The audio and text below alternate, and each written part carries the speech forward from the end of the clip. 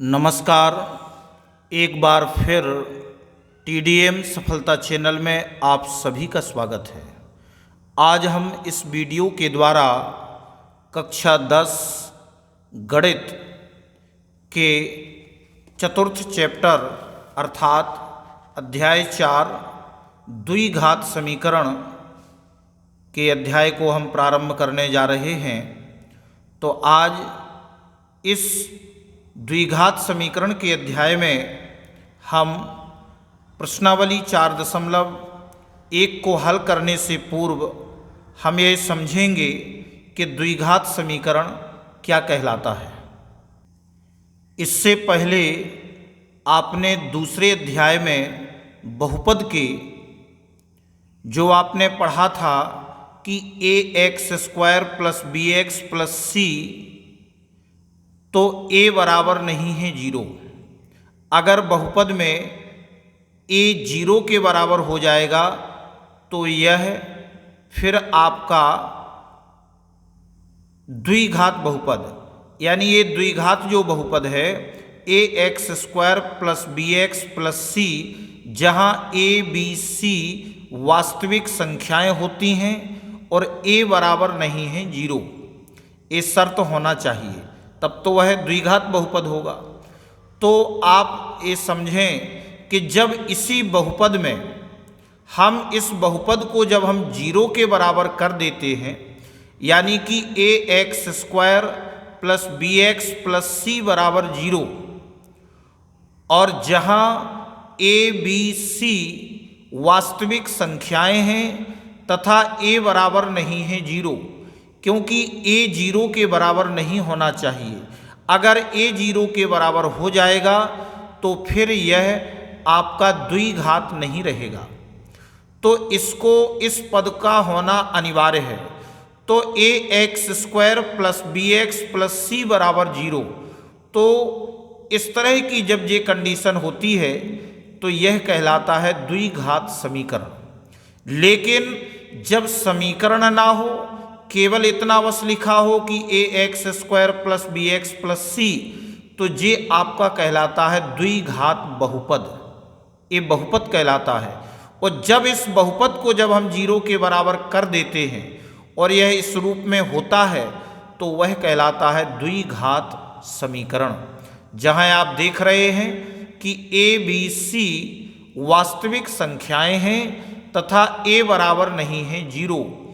तो यह जो रूप होता है यह रूप द्विघात समीकरण का मानक रूप होता है।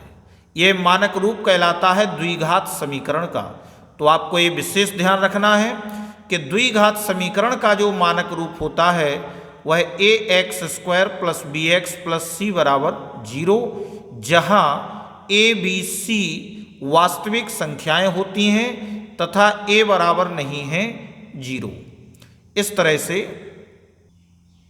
अब आप प्रश्नावली 4.1 में पूछा गया है, जांच कीजिए कि क्या निम्न द्विघात समीकरण हैं।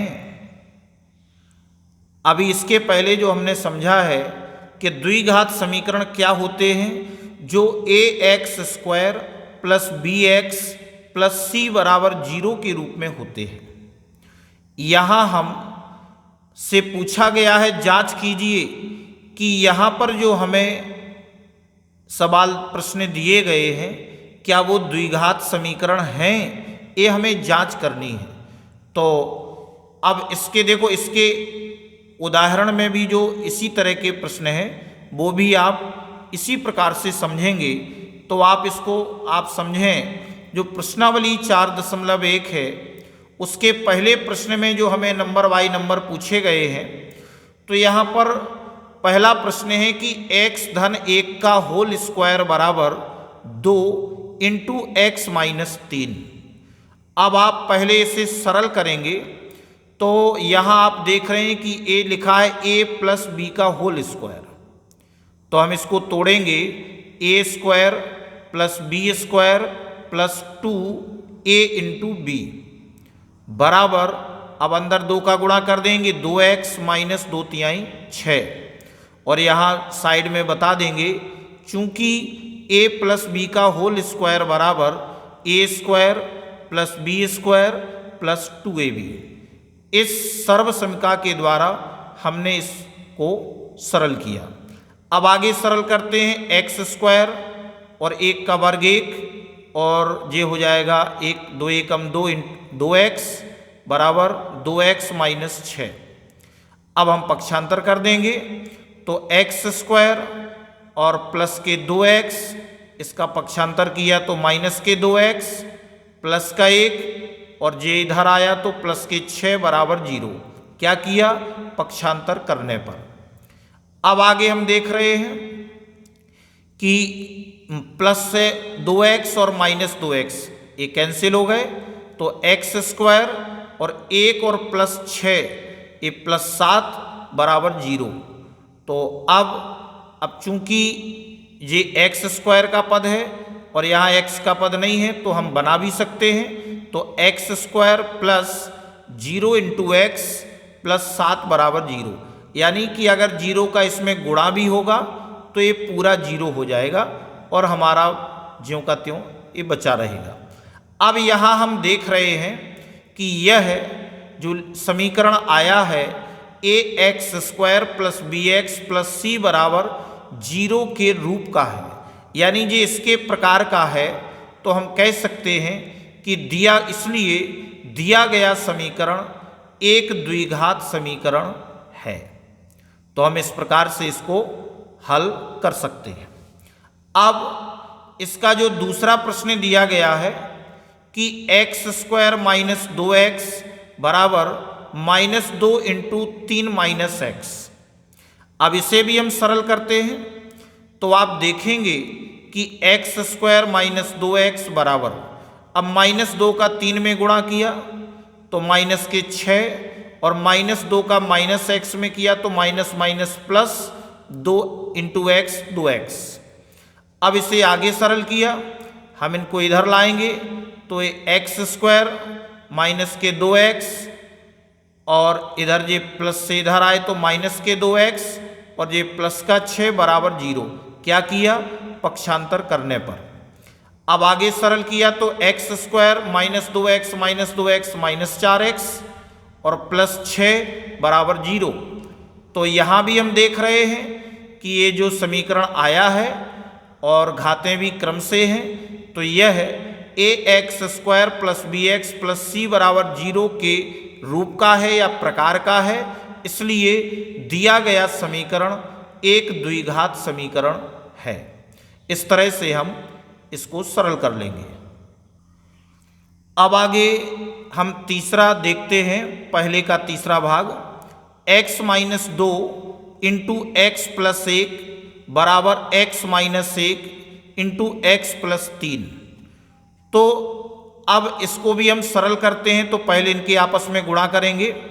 तो x का गुणा पहले x में करेंगे तो एक्स स्क्वायर, फिर x का माइनस 2 में करेंगे माइनस 2x, फिर प्लस 1 का गुणा x में करेंगे प्लस x और फिर प्लस 1 का गुणा माइनस 2 में करेंगे माइनस 2 बराबर। अब इधर भी करेंगे x का x में एक्स स्क्वायर, फिर x का माइनस 1 में माइनस x, 3 का x में 3x और 3 का माइनस 1 में माइनस 3। अब इसे आगे सरल किया तो एक्स स्क्वायर माइनस 2 और प्लस 1, तो घटाएंगे तो माइनस का x बचा माइनस के 2 बराबर एक्स स्क्वायर।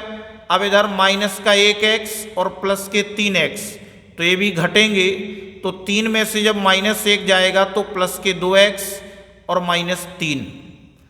अब आगे सरल किया, पक्षांतर किया तो एक्स स्क्वायर और इधर से माइनस का एक्स स्क्वायर, जी आपका माइनस x और इधर से माइनस के 2x, जी आपका माइनस 2 और इधर से प्लस 3 बराबर 0। तो क्या किया है? पक्षांतर करने पर। अब आगे सरल किया तो एक्स स्क्वायर से माइनस एक्स स्क्वायर कैंसिल, तो माइनस एक्स और माइनस के 2x, तो ये दोनों जुड़ जाएंगे तो माइनस 1 माइनस 2 माइनस 3x और माइनस के 2 प्लस के 3, तो 3 में से 2 घटाए प्लस का 1 बराबर 0। तो यहाँ हम क्या देख रहे हैं कि यह a x square plus b x plus c बराबर 0 के प्रकार का नहीं है। यानी ये जो हमारा समीकरण बना है यह इसके रूप का नहीं है या प्रकार का नहीं है, इसलिए दिया गया समीकरण एक द्विघात समीकरण नहीं है। इस तरह से हम इसका उत्तर दे देंगे। अब आगे चौथे में पूछा गया है कि x minus 3 into 2x plus 1 बराबर x इंटू एक्स प्लस 5। तो इसे पहले सरल करते हैं। तो 2x का पहले गुणा करेंगे x में, तो 2x स्क्वायर माइनस 2 तिहाई 6x, फिर 1 का गुणा करेंगे तो x और 1 का गुणा -3 में -3 बराबर x का इधर करेंगे x में x स्क्वायर, फिर x का 5 में करेंगे प्लस के 5x। अब इसे सरल कर लेते हैं एक बार। तो 2x स्क्वायर -6 और प्लस 1, तो -6 में से 1 घटेगा तो माइनस के 5x, माइनस की संख्या बड़ी है, और माइनस के 3 बराबर x स्क्वायर और प्लस के 5x। अब इसका पक्षांतर कर लें तो 2x स्क्वायर और इधर से प्लस का इधर आ गया माइनस का x स्क्वायर, माइनस के 5x और इधर से माइनस के 5x और माइनस का 3 बराबर 0। इनका पक्षांतर कर लिया। पक्षांतर करने पर अब इसे और सरल किया तो माइनस के 2x स्क्वायर में से 1x स्क्वायर घटेगा तो 2 में से 1 गया तो ये आ गया x स्क्वायर, प्लस की संख्या बड़ी है, और माइनस के 5x माइनस के 5x ये दोनों जुड़ जाएंगे और -10x और -3 बराबर 0। तो यहाँ हम देख रहे हैं कि यह समीकरण ax square plus bx plus c बराबर 0 के रूप का है, जहाँ a बराबर नहीं है 0। यानी यहाँ पर a का मान 1 है, 0 के बराबर नहीं है, इसलिए दिया गया समीकरण एक द्विघात समीकरण है। इस तरह से हमने इसे भी हल किया। अब आगे पांचवें में पूछा गया है कि 2x minus 1 into x minus 3 बराबर x plus 5 into x minus 1। तो इसे पहले हम गुणा करते हैं इनका। x का पहले इधर गुणा करेंगे तो 2x स्क्वायर, फिर x का -1 में -x, फिर -3 का 2x में 2 तिहाई 6x, फिर -3 का -1 में तो माइनस माइनस का प्लस 3 एकम 3 बराबर। अब x का x में करेंगे x स्क्वायर, प्लस x का 5 में करेंगे 5x, फिर -1 का x में करेंगे -x, फिर -1 का प्लस 5 में गुणा करेंगे 5 एकम -5। अब इसे हम और सरल कर लेते हैं एक बार। तो 2x स्क्वायर -1x और माइनस की 6x, तो मिलकर के 7x और प्लस 3 बराबर x स्क्वायर। अब प्लस के 5 में से माइनस का 1 घटेगा तो प्लस के 4x, प्लस की संख्या बड़ी है, और माइनस के 5 और सरल किया तो 2x स्क्वायर और इधर से इसका पक्षांतर किया तो माइनस का x स्क्वायर और माइनस के 7x। अब इसका पक्षांतर किया तो माइनस के 4x प्लस के 3 और इधर ये पक्षांतर हुआ तो प्लस के 5 बराबर 0। क्या करने पर? पक्षांतर करने पर। आगे अब 2 में से 1x स्क्वायर घट जाएगा तो बचेगा प्लस का 1x स्क्वायर और 7 4 11x और 3 प्लस 5 8 बराबर 0। तो हम इसमें देख रहे हैं कि यह समीकरण ax square plus bx plus c बराबर 0 के रूप का है, जहां a बराबर नहीं है 0। तो यहाँ a का गुणांक 1 है, 0 के बराबर नहीं है, इसलिए दिया गया समीकरण एक द्विघात समीकरण है। अब आगे छठवां देखते हैं। x square plus 3x plus 1 बराबर x माइनस 2 का होल स्क्वायर। अब आप यहाँ देखेंगे कि x square plus 3x plus 1 बराबर, अब यहाँ a माइनस बी का whole square, a minus b का होल स्क्वायर जब आप इसे तोड़ेंगे तो a square plus b square minus 2ab a का मान x, b का मान 2, और यहाँ हम बता देंगे चूंकि a माइनस बी का होल स्क्वायर बराबर a square plus b square minus 2ab। जब इसे आगे सरल करेंगे तो x square plus 3x plus 1 बराबर x स्क्वायर, और 2 दूनी 2 का वर्ग है तो 4, और 2 दूनी 4x माइनस का। अब पक्षांतर कर लेंगे तो x स्क्वायर, और ये इधर आया तो माइनस का x स्क्वायर, और प्लस के 3x, इधर आया तो प्लस के 4x, और प्लस का 1, और ये माइनस का 4 बराबर 0। सबका पक्षांतर कर लिया। पक्षांतर करने पर अब x स्क्वायर से x स्क्वायर कैंसिल हो गया, माइनस का 1 प्लस का, और प्लस के 3x और प्लस के 4x, ये 7x, और माइनस के 4 में से 1 घटाया तो माइनस के 3 बराबर 0। यह समीकरण ax square plus bx plus c बराबर 0 के प्रकार का नहीं है। चूंकि इसमें a बराबर 0 हो गया है, a का पद ही नहीं है, x स्क्वायर का पद नहीं है, तो यह द्विघात समीकरण नहीं होगा। इसलिए दिया गया समीकरण एक द्विघात समीकरण नहीं है। इस तरह से हम इसकी जांच कर लेंगे।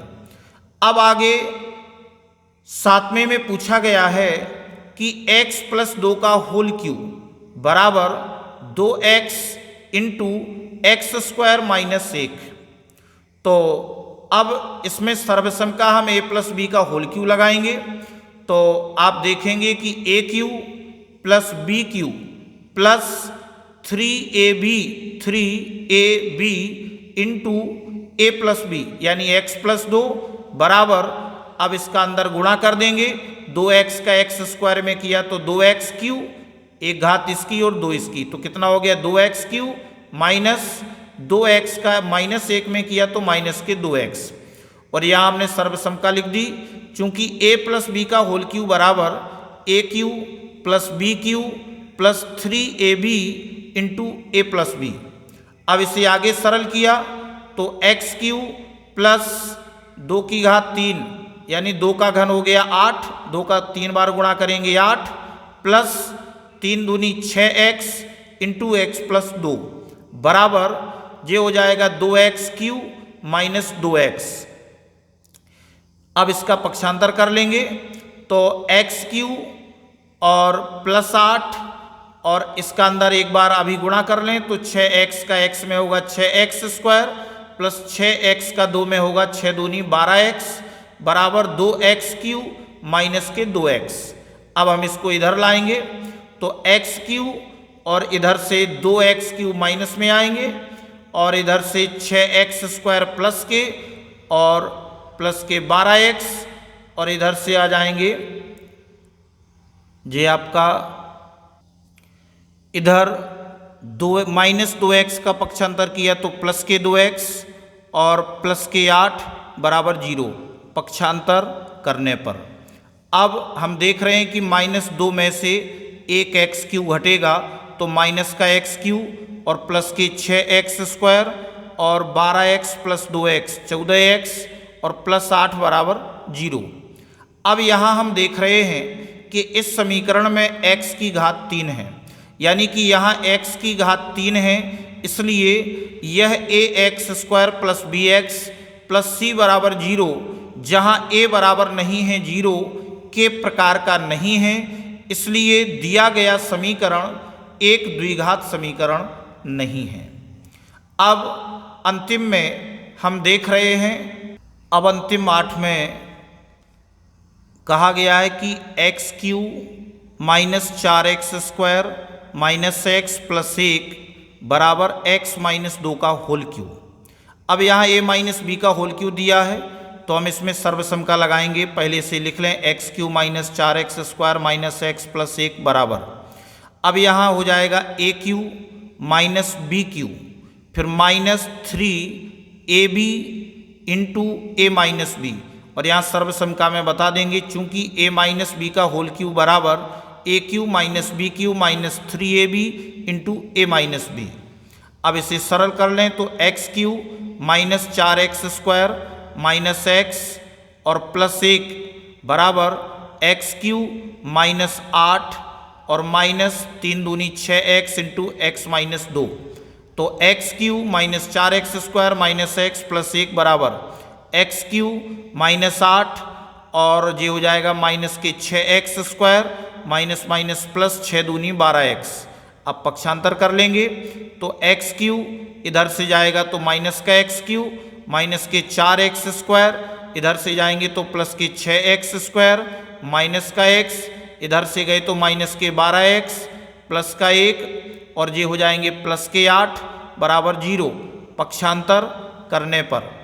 अब ये दोनों कैंसिल हो गए तो माइनस के 4x स्क्वायर प्लस के 6x स्क्वायर, तो प्लस के 2x स्क्वायर और इधर से माइनस 1 और माइनस 12 माइनस के 13x और 1 प्लस 8 प्लस 9 बराबर 0। तो यहाँ यह समीकरण ax square plus bx plus c बराबर 0 के प्रकार का है, जहाँ a बराबर नहीं है 0। तो इसलिए दिया गया समीकरण एक द्विघात समीकरण है। तो अब दूसरे प्रश्न में कहा गया है कि निम्न स्थितियों को द्विघात समीकरणों के रूप में निरूपित कीजिए। निम्न स्थितियों को, यहाँ पर हमें ये 4 स्थितियाँ दी गई हैं। इन चारों स्थितियों को हमें इस तरह से हल करना है कि ये द्विघात समीकरणों के रूप में निरूपित हो जाए। तो आप देखते हैं कि पहले में पूछा गया है कि एक आयताकार भूखंड का क्षेत्रफल 528 वर्ग मीटर है। क्षेत्र की लंबाई मीटरों में चौड़ाई के दुगने से एक अधिक है। चौड़ाई के दुगने से एक अधिक है तो हमें भूखंड की लंबाई और चौड़ाई ज्ञात करनी है। तो हम ज्ञात तो नहीं करेंगे, केवल इनको समीकरण बनाकर के रूप में हमें निरूपित करना है। तो देखो दूसरे प्रश्न का जो हमारा पहला भाग है, इसे हम किस तरह से हल करेंगे। तो आप देखते हैं कि पहले एक आयताकार भूखंड है, तो हमने देखो एक आयताकार यहाँ भूखंड बनाया जिसका क्षेत्रफल है 528 वर्ग मीटर। अब प्रश्न में कहा गया है कि क्षेत्र की लंबाई, क्षेत्र की जो लंबाई है वह चौड़ाई के दुगने से एक अधिक है। चौड़ाई तो हमने चौड़ाई को x मान लिया, तो चौड़ाई के दुगने से, तो चौड़ाई का दुगना होगा 2x और एक अधिक है तो ये हो जाएगा 2x प्लस 1 मीटर। तो अब आप आकृति से समझ गए कि ये आयताकार क्षेत्र है, भूखंड है और जिसका क्षेत्रफल है 528 वर्ग मीटर, जिसकी चौड़ाई x मीटर है और इसकी लंबाई चौड़ाई के दुगने से एक अधिक है। तो सबसे पहले हम क्या करेंगे, माना कि आयताकार भूखंड की चौड़ाई x मीटर, तब लंबाई क्या होगी 2x प्लस 1 मीटर, तथा क्षेत्रफल हमें दिया है 528 वर्ग मीटर। तो हम जानते हैं कि जो आयत का क्षेत्रफल होता है लंबाई गुणे चौड़ाई बराबर 528। अब हमें लंबाई और चौड़ाई दोनों के मान पता है। लंबाई हमें प्राप्त है 2x प्लस 1 इंटू और चौड़ाई है x, तो हम इसे सरल कर लेंगे। x का गुणा करेंगे तो 2x स्क्वायर और प्लस x एकम x बराबर 528। तो अब इसका पक्षांतर कर देंगे तो 2x स्क्वायर प्लस x और ये माइनस का 528 बराबर 0। तो इस तरह से हमने इस पहले भाग के प्रश्न को इस तरह से हल किया कि यह आपका द्विघात समीकरण के रूप में परिणित हो गया। केवल यहीं तक हमें इसे ज्ञात करना है। अब सेकंड में पूछा गया है कि दो क्रमागत धनात्मक पूर्णांकों का गुणनफल 306 है, हमें पूर्णांकों को ज्ञात करना है। तो दो क्रमागत धनात्मक पूर्णांकों का गुणनफल, तो अब आप समझेंगे कि दो क्रमागत, तो हमने मान लिया, माना कि दो क्रमागत धनात्मक पूर्णांक x एवं x प्लस 1 है, यानी एक को हमने x मान लिया तो दूसरा जो क्रमागत होगा उसमें एक जोड़ के ही होगा। अगर ये मान लीजिए x का मान 10 है तो 10 में एक जोड़ देंगे तो अगला जो क्रमागत धनात्मक पूर्णांक होगा वह 11 होगा। तो इस तरह से हमने एक x मान लिया और एक x प्लस 1। तो प्रश्नानुसार प्रश्न क्या कहता है कि दोनों धनात्मक पूर्णांकों का गुणनफल 306 है, तो हमने दोनों का गुणा कर दिया, x इंटू एक्स प्लस 1 बराबर 306। अब हम सरल करेंगे, x का x में गुणा किया एक्स स्क्वायर प्लस x का 1 में किया तो x बराबर 306। अब हम इसका पक्षांतर कर लेंगे तो एक्स स्क्वायर प्लस एक्स और ये आ गया माइनस 306 बराबर 0। यहाँ लिख सकते हैं पक्षांतर करने पर। तो यह हमारा द्विघात समीकरण के रूप में परिणत हो गया। तो इस प्रश्न को हम केवल यहीं तक हल करेंगे। अब तीसरे में हम देख रहे हैं, ध्यान देना है, रोहन की माँ उससे 26 वर्ष बड़ी है। रोहन की माँ, उनकी आयु वर्षों में का गुणनफल अब से 3 वर्ष पश्चात 360 हो जाएगी। हमें रोहन की वर्तमान आयु ज्ञात करनी है। तो आप समझें कि रोहन की माँ उससे 26 वर्ष बड़ी है। देखो, रोहन की माँ उससे 26 वर्ष बड़ी है, तो इसमें दो पात्र दिए गए हैं, एक रोहन है और एक रोहन की माँ है। तो रोहन की माँ उससे 26 वर्ष बड़ी है, तो हम सबसे पहले क्या करेंगे कि मान लेंगे, माना रोहन की वर्तमान आयु x वर्ष, ये हमने मान लिया। रोहन की वर्तमान आयु बराबर x वर्ष, इसलिए माँ की वर्तमान आयु x प्लस 26 वर्ष। चूंकि रोहन की माँ रोहन से 26 वर्ष बड़ी है। अब 3 वर्ष पश्चात, 3 वर्ष के बाद, अब हम दोनों की आयु फिर बताएंगे। तो 3 वर्ष पश्चात रोहन की आयु बराबर x प्लस 3 वर्ष। हमने वर्तमान में 3 जोड़ दिया, 3 वर्ष बाद x प्लस 3 होगी, तथा माँ की आयु x प्लस 26 पहले थी वर्तमान में, तो 3 वर्ष 3 और जोड़ दिए, तो ये हो गए x प्लस 29 वर्ष। अब प्रश्न क्या कहता है? प्रश्न कहता है कि गुणनफल, उनकी आयु का गुणनफल 3 वर्ष पश्चात 360 हो जाएगी। तो अब इनका हम गुणनफल कर देंगे। तो प्रश्नानुसार x plus 3 into x plus 29 बराबर 360। अब हमने इसको गुणा किया, x का x में किया एक्स स्क्वायर प्लस x का 3 में 3x और प्लस 29 का किया 29x और 29 का 3 में गुणा किया 87 बराबर 360। अब इसका पक्षांतर कर लेंगे, एक्स स्क्वायर और 29 3 32x प्लस 87 और माइनस के 360 बराबर 0। पक्षांतर करने पर तो अब हो जाएगा एक्स स्क्वायर और प्लस के 32x और माइनस के 360 में से 87 घटाए तो माइनस के 273, माइनस की संख्या बड़ी है और बराबर 0। इस तरह से आपने इस प्रश्न को हल कर लेंगे और ये आपका द्विघात समीकरण के रूप में परिणत हो गया। अब इसका अंतिम प्रश्न देखते हैं कि एक रेलगाड़ी 480 किलोमीटर की दूरी समान चाल से तय करती है। दूरी कितनी है? 480 किलोमीटर।